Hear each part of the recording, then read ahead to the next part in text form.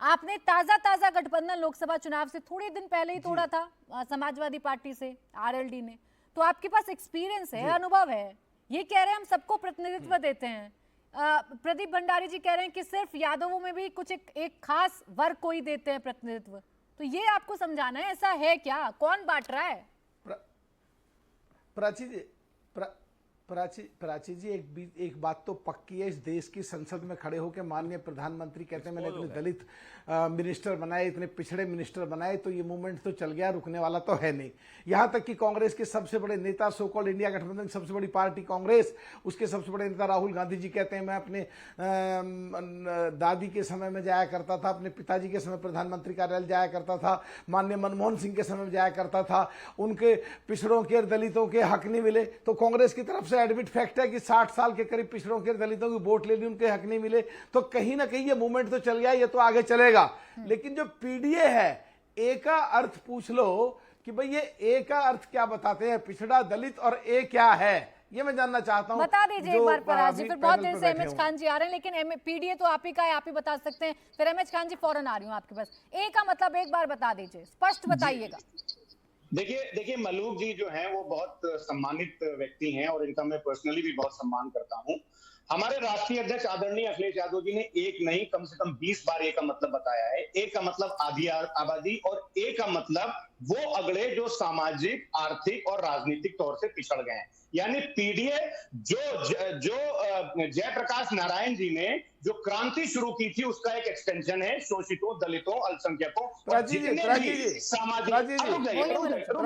Sir Malook जी सुन, अब encroach ना करिए, आप तो आप इंक्रोच कर रहे हैं। अभी आप प्राची जी को बोल रहे थे, अब आप इंक्रोचमेंट करने लगे। नहीं सर, छोटा छोटा जवाब इसलिए रख रही हूँ मैं फराज किदवई जी, उन्होंने एक का मतलब पूछा, आपने बता दिया। अब इस पर कोई काउंटर है मलूक नागर जी का? मुस्कुराकर पूछना चाह रहे हैं, शायद सेटिस्फाई नहीं है आपकी इस डेफिनेशन से, तो एक काउंटर और ले लेते हैं। बोलिए। मैं ये कह रहा हूं, ए से अकलियत में अगर इनको या कांग्रेस को शर्म आती है, अकलियत में या मुसलमानों को कह के शर्म आती है, तो हम आपके नेशनल टेलीविजन पे बैठ के कह रहे हैं कि मुसलमानों के लिए या अकलियत के लिए जब भी उनके हक की बात आएगी, हमेशा हम प्रदेश और देश स्तर पे उनकी आवाज उठाएंगे। ये अकलियत या मुसलमानों की बात कहते हुए शर्माती क्यों है कांग्रेस, ये शर्माती क्यों है कांग्रेस के साथी? और किदवई साहब को व्यक्तिगत तौर पर मैं बहुत पसंद करता हूँ, बहुत अच्छे लोग हैं।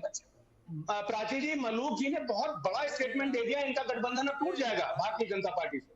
इन्होंने मुसलमानों के हक की बात कर दी।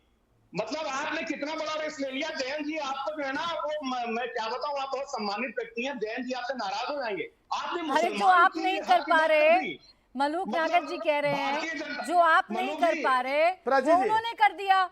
आप अल्पसंख्यक, ए फॉर अल्पसंख्यक, ए फॉर अगड़ा, ए फॉर आधी आबादी तो बताते हैं, लेकिन इसमें अगड़ा अभी नजर नहीं आया ना ताजा उदाहरण में, इसलिए उनका सवाल था। अभी मैं आपसे पूछूंगी फिर से वो लिस्ट मेरे पास तो है, फिर आप कहेंगे कि मैडम आप वो नहीं देखती, ये नहीं देखती। मैं तो ताजा देखूंगी नजर। एमएच खान जी, मलूक नागर जी बस एक मिनट, एमएच खान जी बहुत देर से आना चाह रहे हैं। आधी मिनट बोलने का मौका देना प्लीज। बोलिए मलूक जी, फटाफट कंप्लीट करिए। प्राची जी आधी मिनट में काउंटर करा दो प्लीज। बोलेंगे मलूक नागर जी। देखिए चौधरी,